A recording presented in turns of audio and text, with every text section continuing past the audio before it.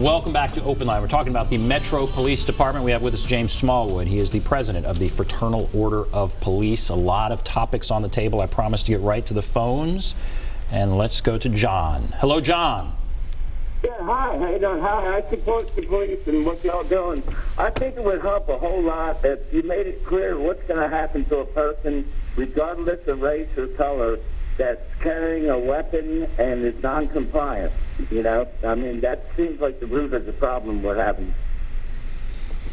All right, well, that's talking about another issue, but I guess that certainly at the heart of some of these issues.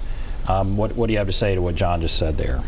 Well, I had a hard time understanding. Do you mind helping me out there? He's saying that part of what we need to do is communicate what happens to somebody, no matter their color or race, if they are non-compliant and they have a weapon.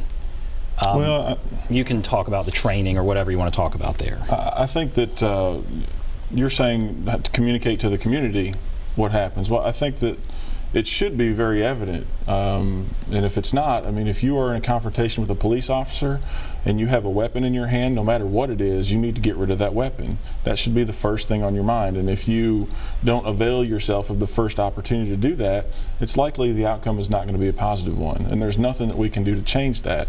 We have to educate our community, we have to educate our kids that when you interact with police officers on the streets, no matter what the disagreement is, if you have a weapon in your hands, you need to get it out of your hands. And the reason for that is obvious, but you have to make snap decisions and your lives are on the line. Is that right? Absolutely. All right, so let's go to Wayne. Hello, Wayne. Wayne, are you there? Yeah, I'm here. Yeah, good evening, gentlemen. Good evening. Go right ahead. Yeah, the question I got, when police officers respond to like a traffic accident, okay, all that paperwork they have to process is handwritten, and when they arrest somebody, it has to be a handwritten report. My question of it is, hasn't technology called up to where they can actually use a computer to do that? And another quick question is, the priorities of what they have to respond to. Let's say you have a house break-in, alarm going off, and you have a traffic accident. Which one would they respond to? Okay, that's interesting. Thank you. So the first question, yes, technology has brought us into an era where we can do things electronically, and this police department has moved into that, and we've been there for quite some time. Our police reports, for the most part, are electronic. There are still some handwritten ones that just can't be moved over to an electronic basis, and the same goes with crash reports. They're on an electronic platform as well. And how do you prioritize calls? I guess his other question was, so there's a crash and there's a burglary, you know. Well, his question was, which call do you answer? And the answer is, we answer all the calls.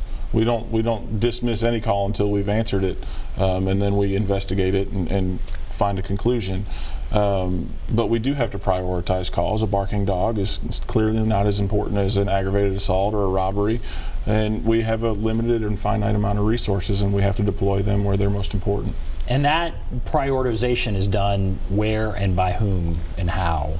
And some of them might be obvious, but is it done by the dispatcher? Is it done, it's not done by the actual officer, or is it? I mean, how does that work? No, the prioritization comes from dispatch. They get the call, they deem what level of priority it takes, and then they will send them out to the officers as priority demands. All right, let's go to Maryland. Hello, Maryland? Yes. Go right ahead. Hi. First of all, I want to say this. I totally agree that police officers do need a raise, because the job that you do is such a demanding job. Till I commend anyone that wants to go into that field. To kind of address the lady that spoke before, I'm privy to seeing some of the cadets when they're in training. And the last class that I saw, the vast majority of them were from Tennessee.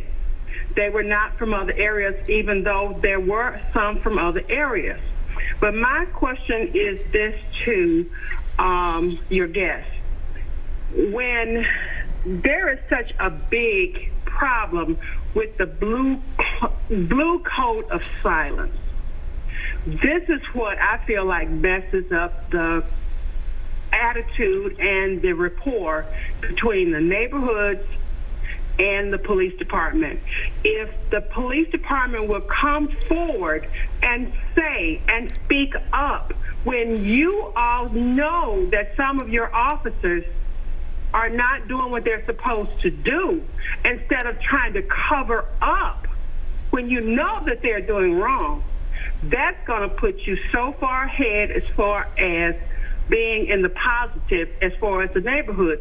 And what are you all doing to work on that problem? All right. I appreciate your call. And as we have a discussion, that's going to be something people ask. And so I appreciate the way it was asked and the question, you know, what do you say there? You know, throughout this recent campaign, I've heard a lot of comments about this blue code of silence or the blue curtain. Frankly, I don't know of a blue code of silence. I've never been educated on blue code of silence. I don't believe that one exists. And she referred to the police department not pointing out when an officer is making a mistake or is doing something wrong. Respectfully, I have to wholeheartedly disagree with that. I think our police department, the moment they've realized that an officer has done something wrong, or have a suspicion that an officer has done something wrong, they intervene, investigate, and when they come to a conclusion that that's the case, Don Aaron's office puts out a media release almost immediately when something happens, and you guys are privy to those. So we're very open when something like that happens, or they are rather, and to say that the police department's trying to cover all that up, I don't agree with that. You see an officer, if you're aware of an officer doing something wrong, there's not blanket protection.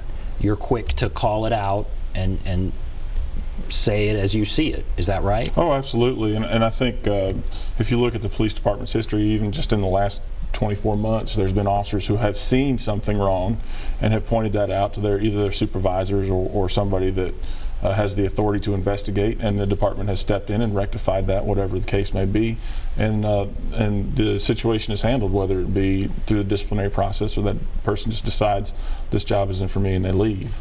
And yet that question is, she's not the only person that's ever asked that question. Sure. So it's out there, and so maybe there needs to be better more awareness made for those cases where the department itself has come down hard on officers, or something to the effect of that. And we've often said that the department is very heavy-handed in their discipline. That's one of our points of contention with the department, and to say that they're not doing that, it's just not based in reality for us. And the FOP doesn't want bad officers on the street either. A police officer who's out there doing their job every day, working hard to protect the community, to serve the community, they don't want the guy next to him doing something wrong to tarnish that name and that reputation. So we're the first ones to say that if you don't belong in the job, we need to get you out. Let's take one more call before we go to break here. Dan. Hello, Dan. Good evening, gentlemen. My point is that I think the Community Oversight Committee is much needed. But the thing that I fear is that once they decide who's going to be picked to sit on that board, that those people, if they rule against an officer, because I'm sure each vote is going to be noted who voted which way, that person or any family or friends of theirs won't be harassed by any officers that are members of the FOP. I hope the FOP is going to be determined not to make sure that these people are not, witnesses or either members of the committee, oversight committee, are not going to be harassed and pulled over unnecessarily, or maybe their daughters or sons, kind of like what Chief Surpass kind of had to go through when his son was basically targeted by Metro officers, mostly union, well, they're all union, but basically shoe enthusiast union members, to target him because they knew he drank. And so, but Chief Surpass' job, while they hated him, he cleaned out the house of the old oligarch and basically tried to get as many ignorant cops as he could out of that department. And Chief Anderson has done the same thing, and he continues to do so, and we need to continue that and support our chief as administration to make our police department a more progressive city if we try to think of ourselves as a more projective and progressive city. So I think it benefits everybody to have more and better understanding cops that get out of their patrol cars, walk through the neighborhood, get to shake hands with people, get to know them, get to see what their problems are. It's going to make for a better Nashville. You guys have a good evening. All right, thank you. You want to comment on that? Yeah, sure. You know, I think in one breath we're saying the police department's not cleaning house enough, and then in the next breath we're saying that the police department's doing a phenomenal job at cleaning house. As a matter of fact, they're doing such a good job, we want them to keep doing the same job, but we need a civilian oversight board to help them in that process. We don't condone harassment of any type. We've never condoned any kind of harassment of people. And the FOP is not going to condone any kind of harassment of people. There's specific policies and procedures in place in the police department that speak to that, and if we hear that, we'll certainly make sure that it's put to a stop. But you won't see any of that from the FOP about somebody making a decision and we're going to harass them. Now, we may disagree, and we may disagree publicly, but that doesn't rise to the level of harassment. It's just a disagreement. All right, we are going to take a break. Hold on the line if you're on the line. Continue commenting here on Facebook as we stream this live on our Facebook page. We'll take a break, be back right after this.